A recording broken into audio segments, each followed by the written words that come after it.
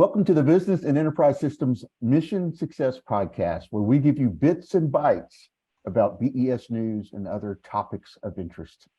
We have a very special guest today, Senior Enlisted Leader of BES, Chief Master Sergeant Marques Neal.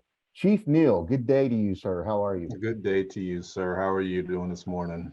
Doing great. I want to just jump right into some questions. I know you came into your current position recently in the fall of 2022. So introduce yourself to us and share a little bit about your Air Force background with us. All right. Well, Marques Neal. I am from Chattanooga, Tennessee, just 4 hours up the road. I've been doing the military life for better part of 27 years. I was a 4-year enlistee once upon a time. Wanted to travel, wanted to see the world, serve the country to the best of my ability, and it's been a ride that's been very successful for me so far. I don't regret anything. As far as background, by committee, I am a aircraft armament systems person, so I have nothing to do with comm, nothing to do with IT. I deal with maintenance, and I've been dealing with maintenance my entire career until I got here to BES. So everything is new. As you get into this new role, is it starting to feel more like home? It is. I'm an SEC guy, so that helps. But as far as the roles and responsibilities, been a chief for a couple of years, so knowing that taking care of people is my primary goal. So just walking in, having having Mr. A have the confidence in me to come down here and take over such a dynamic portfolio and business is absolutely astonishing for me. I'm excited to be here. Couldn't think of a better place to be. And as you talk about that, moving into this new role, as the senior enlisted leader, can you explain to us what your responsibilities are in this role? Yeah, sure. I get up every day to take care of airmen. I don't know how to make it any more simplistic than that. I wake up, put this uniform on, knowing that I can go out and be the buffer, be the voice, be the leader, be the rock for someone who needs a little bit more assistance that I can provide by services, by mentorship, leadership.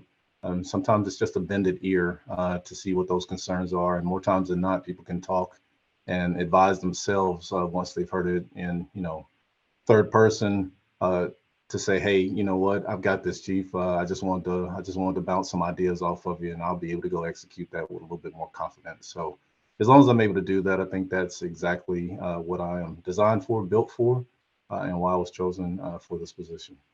That's great. I know just in some brief conversations I've had with you, it's very clear that you have a great deal of care for the airmen that you're overseeing, and I think they need to hear that, not just words from you, but I've been witness to it. You do have a great care for them and want to make this the best possible journey for them as well. So as you come into this organization, any organization, any new role, it can be overwhelming at times. So share with us some of the things that have helped you integrate into BES and make this a smooth transition for you. Well, I'll be completely transparent. Again, the maintenance background, I have no idea what I was stepping into with this, other than going to meet dynamic people. So I knew coming forward, I wasn't going to be the smartest person in the room, but I wanted to build the relationships with the airmen. And that's why I enjoy my 1v1 times with anybody that walks in the office, so I can treat them like a person. They can see me as a person, and we can get to know each other at that level, so they can kind of, I feel, develop a trust in me that says, hey, he's interested in me. He wants to know what I do. He wants to know how this mission affects me, things that I can do better, they can do better, we can do better to be more successful. So once I plant that root that it's not about me trying to do something other than my capabilities, and then fostering that trust with them to say, hey, I may depend on you. I will depend on you. I need you to help me in making some decisions in that regard. I believe that's the best way to develop those relationships, because they know that I don't have to be the smartest person in the room to lead them. I need to ask their assistance when needed, and we champion together. I'm not scared to fail, right? Most people say you don't need to fail in life. Well, the first attempt is learning. That's what failure is to me. And I learned that from someone else, right? So if you can do that, if you're not scared to take those risks, having a little bit, of substance to whatever that problem might be, go for it. Take that chance on the person. Take that chance that they are giving you the most advice and the best advice that they have, and walk with it, and then you learn from it. So that's the human element for me, and it works well to say, you know what, I may not know, but I know that you do, and if you do and we do together, and you can teach me, then we'll be successful. That's really good. I know there's a lot of conversation these days about building trust in an organization, and what you're talking about is definitely building trust, so that that that trust just leads everybody to success. So It does. really great to hear that. Well, I know one of your daily expectations for BES personnel, if it's airmen, civilian, whatever, is to effectively communicate and elevate any needs that they have. Can you speak to that a little bit more? How do they do that? How do you elevate needs? What are the needs that you're seeing being elevated? Well, I'll jump in with this. I think that effective communication moves everything, right? If you can't communicate, you can't go forward with anything in progress, because you may not that message may not be heard. It may not be received the way that you intend, and then you're just stuck. And you have to revisit, so you're not making any kind of progression with that. It People perceive that anyone needs uh, to be heard, and that's true, right? I need to be able to tell you, I need to have confidence in you that what I'm giving you is vital information to make a decision, especially in these roles. And when I'm not able to do that, when I don't understand, it becomes a hindrance. But you have to be able to effectively communicate and effectively listen. So if I'm not giving you the message and you're not interpreting it the right way, then I need to revisit without, the negligence or the um, uh, belittlement of I don't understand, so you need to readdress, versus maybe I need to listen a little bit differently to receive your message, because everybody's not on the same playing field, but we need to understand that, right? Mm. Case in point, I don't know all the, not to be coy, but I don't know all the ones and zeros of everything that happens inside this organization. So if I need small bites, it's not because, well, you're a chief, you should know, versus you're a person that needs a little bit more help in order to help me resolve this barrier, right? So that's effective with communication. And, well, that's the way to effectively communicate, is saying, what do you know going into this conversation, so we can have that 1v1 to get to delta, whatever that might be. Really good. Now, as we talk about communication, we can't help but bring up teleworking. It's been a huge part of the world for the last few years. So teleworking has many advantages. There's also many challenges. When we speak in terms of challenges, can you share with us some of the what you think are the disadvantages that airmen are facing in that remote environment? And I don't know, how can teleworking be used as an advantage when maybe there are some challenges? How can it be used as an advantage to overcome those disadvantages? Okay, so it's new, right? Anything new is going to have failed expectations, because you're all trying to work through and navigate how that posture is supposed to work. Teleworking in a disadvantage idea for me is that new onboarding, right? You have a person who just got here, doesn't know the land, doesn't know the locals, doesn't know the layout, trying to find their way around an organization, trying to find out what the structure looks like, and the people aren't present. The oversight for on-the-job training, things that need a touch point to say, hey, am I doing this right? Because when I hit enter, this is going across to the customer on the other end, and a person being able to say, hey, before you do that, let's talk about it, right? Let me see what you've done in a progressive nature in the training that you are trying to receive. That's important to me. The social piece of it is important to me. hey, I'm important, right? You're going to take out some time in your day to come and make sure that I'm okay with doing what I'm doing. Um, and it's just part of human nature.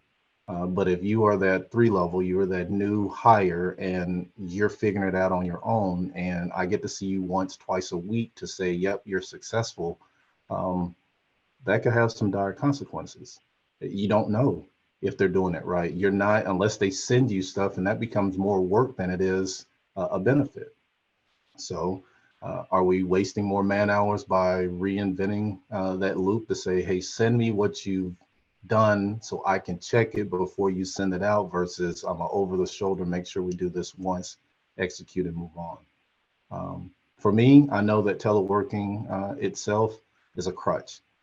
It may have all great intent, but every distraction, every obstacle in the world is waiting on me when I wake up, whether it be pets, noise, procrastination, right? All of those things are just blooming before I can even get started. And Mr. Aldridge said in his all call, not yesterday, he said, are you doing 8 hours of work?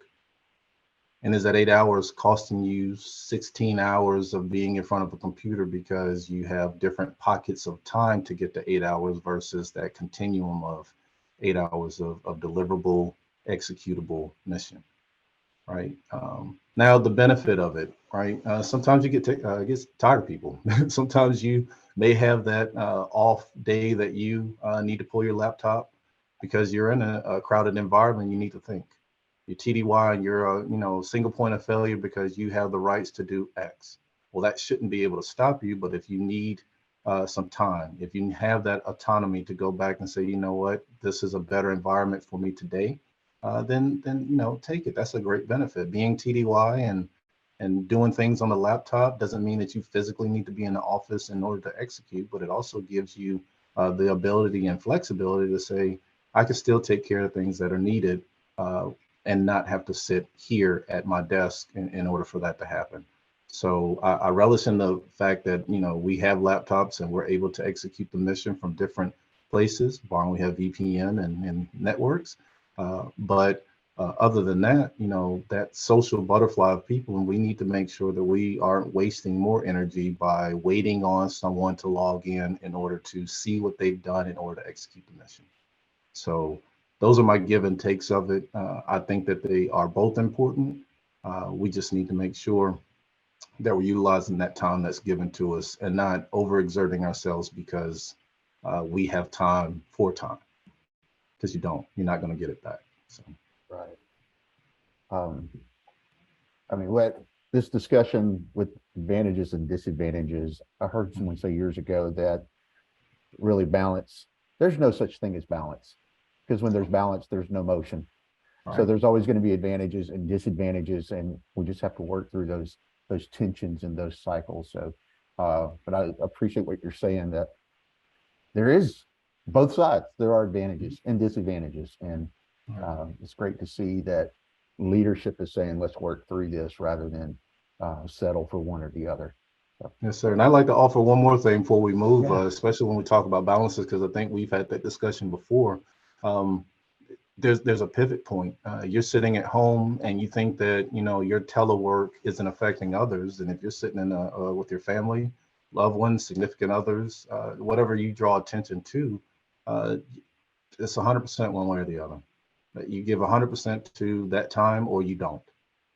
Saying you'll be back in a minute doesn't necessarily affect that 100% towards work to get it done. And then sitting on the couch or wherever you are and not being present for your family, it just says that what you're doing is more important than them. So you just have to find that, you do have to find that where you're going to lean in to mission versus family. And there's something it's going to have a cost. Single airman under dorms, congratulations, right? But mom's calling on the other end of the phone and you might be working, right? So there's a difference, but at the end of the day, you're going to have to give your abilities to something, and distractions are occur on both ends. So uh, something that you just need to, I think that's just something people need to realize overall. good stuff.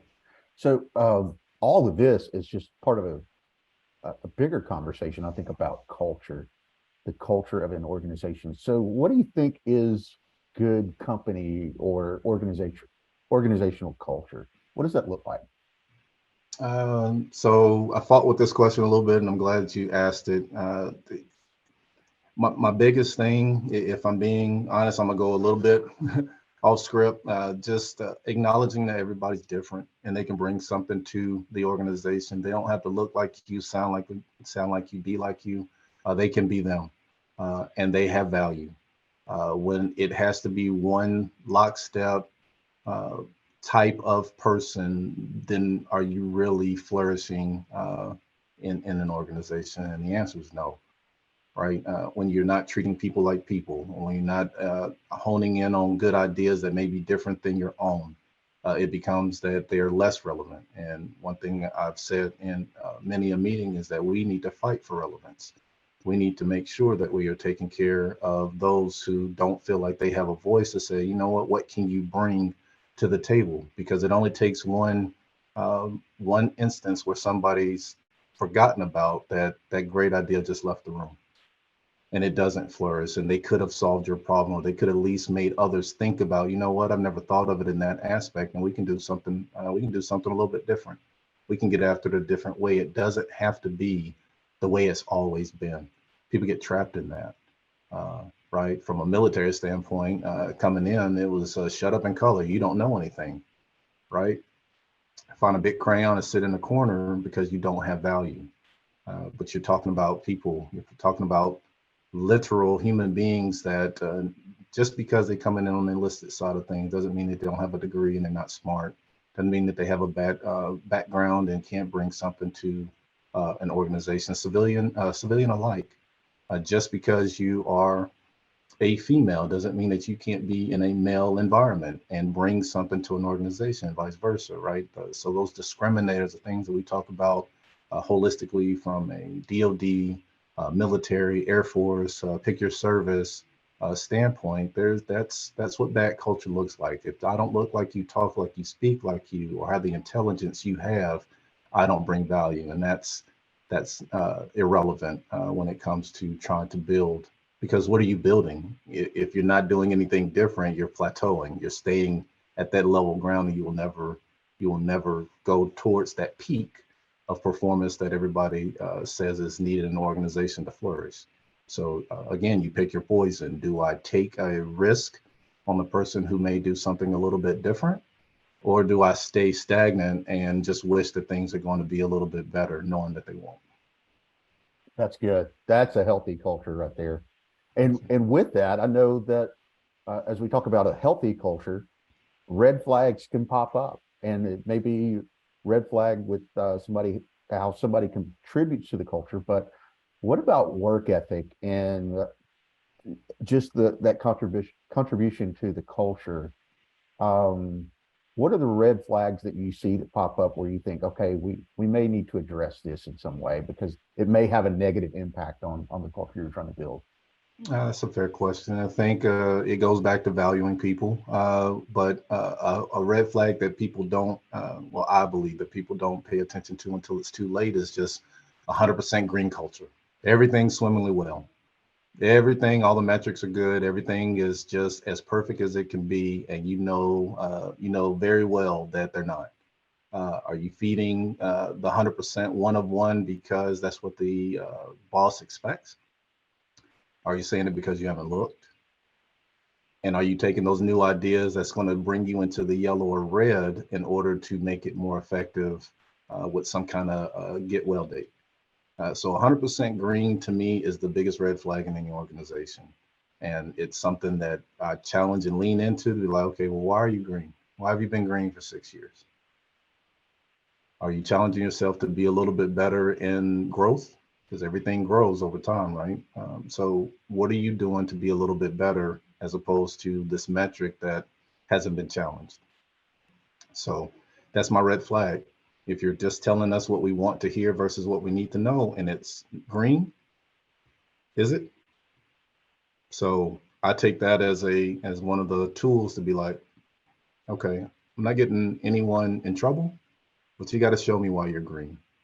You got to show me why you're so healthy when manning is low, when opportunities have been, uh, at a disadvantage because of the environment that we're in, challenges with money and how you're doing your resources and taking care of people, all those things, and you're just 100% good.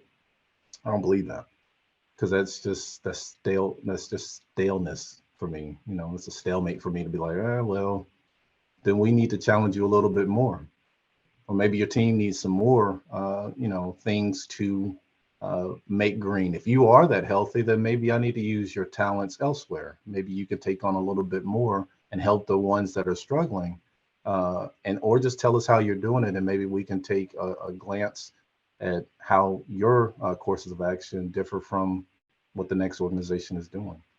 But 100% green, that's a red flag for me at any given point. And I've seen great leaders go away because they did fail to see that they weren't green. So That's really good. Hey, even Tiger Woods has a golf coach. So you're right. yeah. You are right. So And the line of thinking there is really an attitude that you have, habits that you have. And I want to get into that. You've been in the Air Force for a while. How many years again? 27. 27 years in the Air Force. So Yes. over time, you've had mentors, you've had experiences, you've picked up skills along the way, developed habits and attitudes. So what are those skills, attitudes, behaviors that have helped you most of the time, uh, most in your time in the Air Force, but also what are some of those things you want to encourage others to consider? Hey, this is a mindset you need to adopt, a habit you need to adopt. What are some of those things that have helped you, and what do you want others to pick up? So once upon a time, Airman Neal came into the Air Force. And like I said, with the big crayon theory of not knowing what to do and being told everything, under the sun was needed to be relearned. Treat people like people. Know that you didn't, just because you're flourishing now, 15 years into your career, doesn't mean that you didn't have a starting point, right? So if you can go back and treat people, remember how you wanted to be treated when you got treated less fairly, and articulate a new message that, you know what, you're valued. That's the reason. Again, it goes back to what I said when we first got it. I get up every morning to make sure that I can take care of people. So if I treat people if I treat people like people, then they are seen, and that's not, that's everything for me. I had to learn that. I had to learn that from someone who was subordinate to me as well. I was not the best NCO in the world when it came to mannerisms, because again, you develop based off of your airmanship. And I wasn't treated, as if I knew a lot. So I treated people who were subordinate to me as if they didn't know a lot. And I share this at a lot of leadership schools, and there's usually a cuss jar alongside. So I'll spare that part of the conversation. But I had an airman who was working for me. I was a young staff sergeant, and I asked him to do the building details, and I left him to do the chores because the expectation was nose down, head down, do the chores, and be done. It was a Friday. And I saw the young man on the other end of the hallway peeking in someone's office. It looked like he was having a fairly good time with the conversation that we was having. And I just unloaded on him. All hallways, all doors open, looking down the hallway as to what was going on. And later on that night, that young airman came to me and he said, "Hey, Sergeant Neal, can I talk to you once everybody is gone?" Long story short, he and I had a face-to-face 1v1 conversation. He said, "Hey, I'm a grown man. I am 32 years old. I have a life. I have a wife. I have children, and this is the last thing I could have done in the Air Force. This is the last opportunity I had was by joining the Air Force to take care of my family. I've had life struggles, and I'm probably 9 years your senior right now as a young staff sergeant. And what you don't know is I was talking to a master sergeant at the other end of the hallway when you decided to berate me and have everybody take notice. And last time I checked, the master sergeant outranked the staff sergeant, so I gave him my attention. He said, "It would do you. You will go a lot farther if you treat people like people as opposed to the ranks. And from that day on, it didn't go unnoticed that that was my new mission. So you can learn from anybody. Everybody has a story, and you can't ignore that story just because you think your ignorance is in your position, or you can make decisions and have no idea the person that you're talking to. So that's my snapshot of how you learn from those who should be or are physically working for you, and they have a better story than you do at that point. So you can learn a lot by just treating people the same. Symbolically, uh, I enjoy the chief rank, and I enjoy it for probably one reason that may not go that may go unnoticed. As the enlisted, we get to keep every rank that we hold on our chest or on our sleeve, depending on the uniform. And that's symbolic to me because I'll never forget where I came from. Uh, I started in the bottom tier and I worked my way up through hard work and a lot of great people that helped me along the way. And then airmen get to see that as well, to see, hey, you have done what I've done, and I can be you one day. So just having that idea, having that visibility, that persona to say, you know what, you can make it too, it goes a long way. So that's the secret sauce. Treat people like people, get to know them, and they will flourish for you. Sir, I've got respect for you, but to hear that story, that just increases my respect for you to receive that, and that takes a lot of humility to hear that and to know it's time to make some changes that Yes. are life changing. Um, the next question is pretty simple. It's what motto do you live by? But I think you really described it. Is there another motto that maybe hangs out sometimes in your mind that you try to hang on to? So I struggle with this one as well. Taking care of airmen isn't necessarily a motto, but I do live by it. I think as I've grown and matured a little bit, I try and live by different mottos, and it's a great day to have a great day, right? You're not promised. There's a lot of things that could be an obstacle.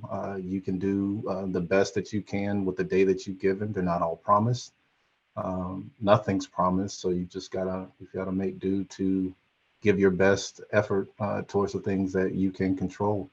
So I tell my daughter every morning, it's a great day to have a great day, and be nice to someone. Everybody has that infectious need for just, again, being social. So if you can go out and be nice to someone, you don't know what kind of day they've had, and you saying hello and being nice to them could change their life, literally. So those are two things that I try and use on my day-to-day basis. Something I'm trying to teach my kids is just go be nice to someone, and have a great day.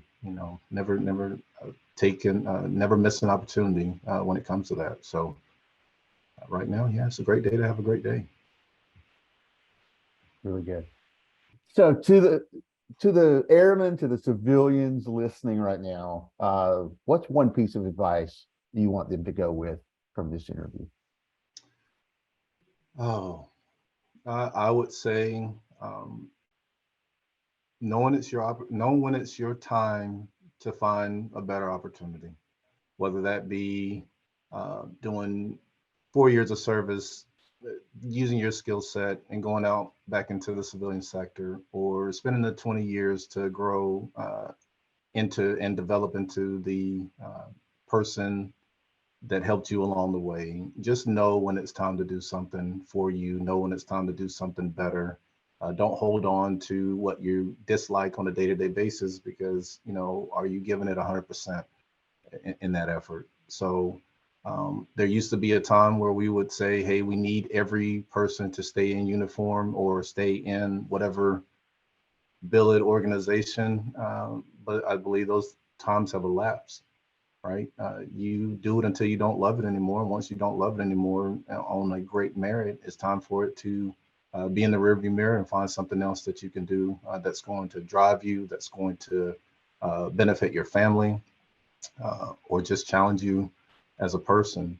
So don't do it, you know, just to do it because it's something that you love to do. And when you know that it's no longer your passion, find something else that drives you, because that's what's going to keep you motivated. What's going to keep you going. Um, so do it until it's not fun anymore, and then find something else to do. Love it. Love it. Now, I said that was the last question, but bonus question. Bonus round. Okay, All go. right. You just said Chattanooga Yep. and SEC. Yep. So we got to know. Yep. We got to know who's your team? Oh, that's not even a question, and my boss is probably gonna kill me. But hey, I'm a Tennessee ball through and through. Been Oh, one my entire career, my entire life. And then you ask about mottos, so I will deliver another one. If you have ever served in the military, you serve the DoD, you're always a volunteer. oh wow. Well, I guess that's better than you starting to sing Rocky Top, but Uh, fair enough. Fair enough. But hey, Chief, everybody's a volunteer, whether you like it or not. Sorry.